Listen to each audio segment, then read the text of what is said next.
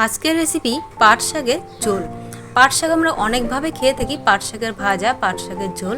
তো আজকে আমি পাট শাকের ঝোলের রেসিপিটি তোমাদের সঙ্গে শেয়ার করব, আশা করছি ভালো লাগবে।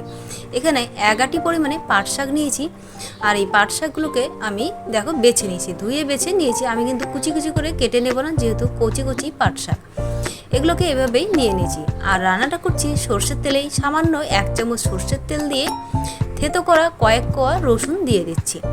আমি রসুন ফোড়ন দিয়ে পাট শাকের ঝোল রান্না করব। এটা খেতে কিন্তু খুবই ভালো লাগে। আর খুব বেশি কিন্তু তেল কিন্তু আমি ব্যবহার করছি না, অল্প পরিমাণে তেল দিয়ে রান্না করে নেব। আর দিয়ে দিচ্ছি 2 থেকে 3টে চেরা কাঁচা লঙ্কা।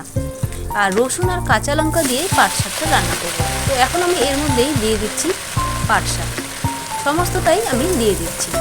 দেওয়ার সাথে সাথেই পাট শাকটা কিন্তু অনেকটাই কমে আসবে।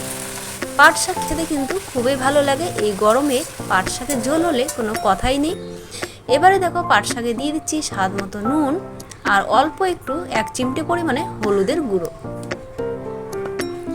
এই হলুদ গুঁড়োটা অনেকে তোমরা নাও দিতে পারো, কিন্তু আমি একটুখানি হলুদ গুঁড়ো দিয়েই দিলাম।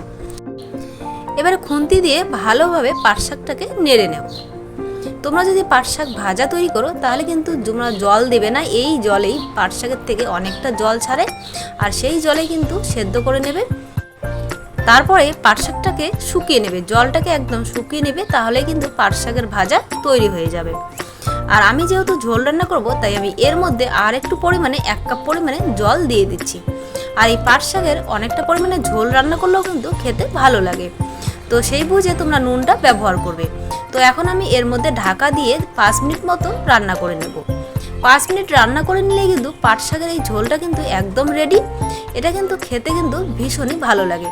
তো তোমরা এভাবে একবার যদি না খেয়ে থাকো পাট শাকের ঝোল, একবার অবশ্যই এভাবে বানিয়ে দেখতেই পারো, খেতে কিন্তু খুবই দারুণ হয়।